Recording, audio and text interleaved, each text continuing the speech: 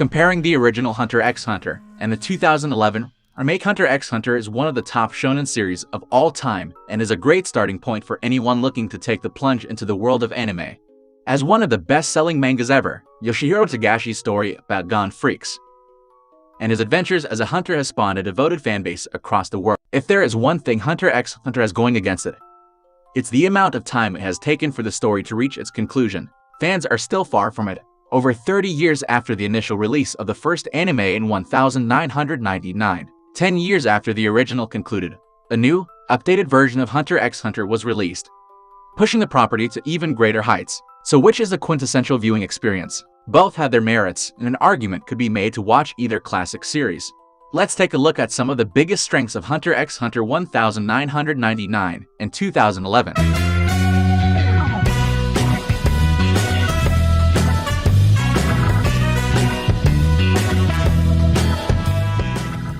10. Nothing beats the feel of old-school animation from the 1990s. The original Hunter x Hunter has a certain aesthetic about it that will give viewers a sense of nostalgia as they watch along. It is a much more faithful adaptation to Togashi's art style in the manga. The newer series lacks the same heart that can be seen in the original version. The animation is never poor, but it is also never really amazing. Aside from a few climactic moments in the Chimera Ant arc, the animation never really hits the next gear and always just feels good enough.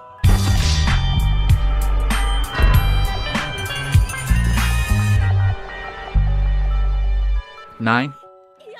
2011. Superior voice acting. The four main characters of HxH in terms of the voice acting, its acting would have previously contributed to.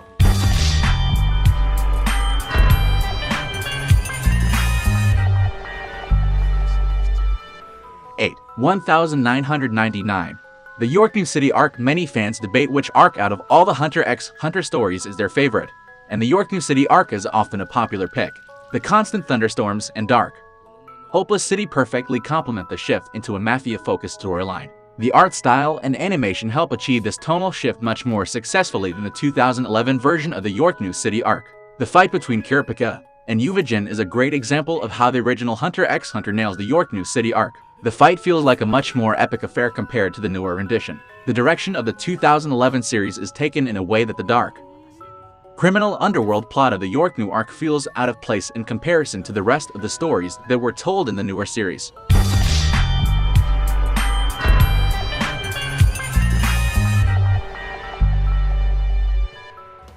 7. 2011. The Hunter Exam arc. The Hunter Exam is the first arc of the show, and as such, it is vital in the introduction of the core themes and key characters for the rest of the show. The 2011 version of Hunter x Hunter does a great job of thrusting viewers into the world of hunters quickly, but not so suddenly that they are left confused. In contrast, the 1999 version takes its time to get through the introduction. This is not a negative by any means, but the way the first few episodes of the remake are paced makes the start of the series much more digestible, especially if the viewer is new to the world of shonen anime.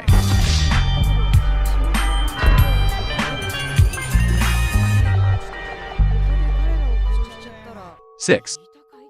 Original, a fleshed-out story. Whereas the 2011 remake of Hunter x Hunter finds its strength in its speed, the original version of the show takes pleasure in slowing things down. This was partly out of necessity, as they eventually began to catch up to Togashi and ran out of material to take from the manga.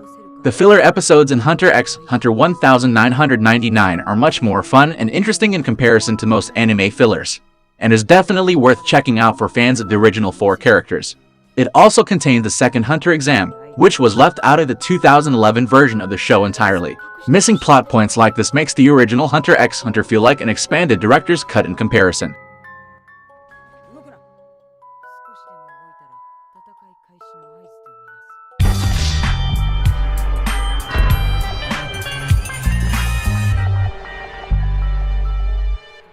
5.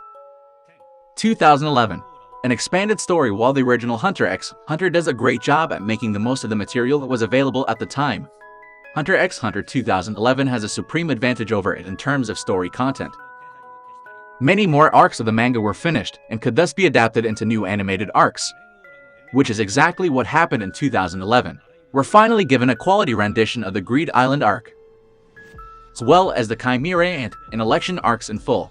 The Chimera Ant arc in particular contains some of the best action and biggest payoffs in the whole series. If viewers are looking for a more complete show, 2011 is the superior version.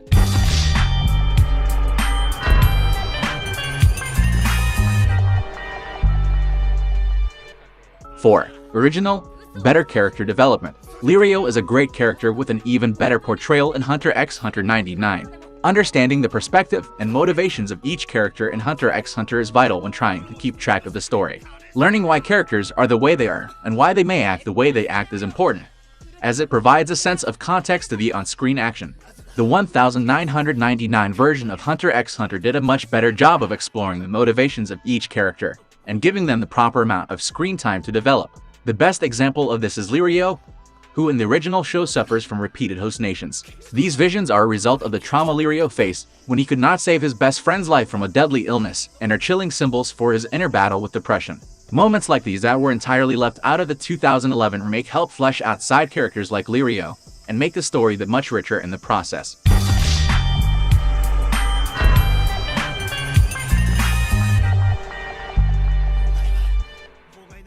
3. 2011. Better character design.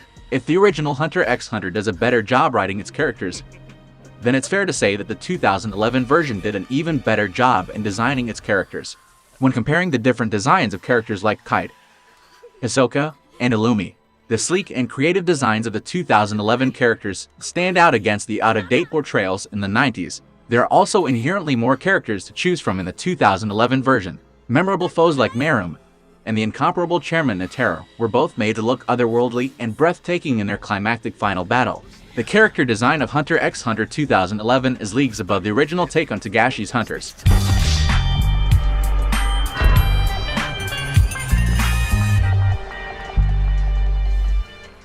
2. Original, Gon's relationship with Kite. Kite was the first character we saw in HxH.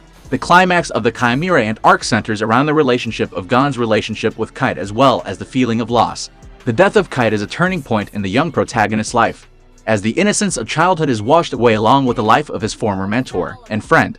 The issue with this is that Kite was only introduced a handful of episodes prior, whereas in the original HxH, Kite is actually the very first character shown on screen. His initial encounter with Gon is what kickstarts our journey through the world of HxH, but this was yet another aspect of the story that was removed in the 2011 version. Without this introduction to Kite, the emotional punch that viewers felt after his death was far less intense than what it could have been. The original show did a much better job of showcasing the origins of Kite and Gon's relationship.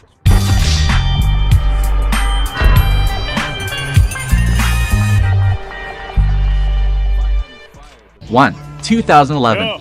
Jinx Freaks. So much of HxH surrounds Gon's quest to find his father, so it's truly frustrating for viewers to never get the payoff that they so desperately crave when watching the original show.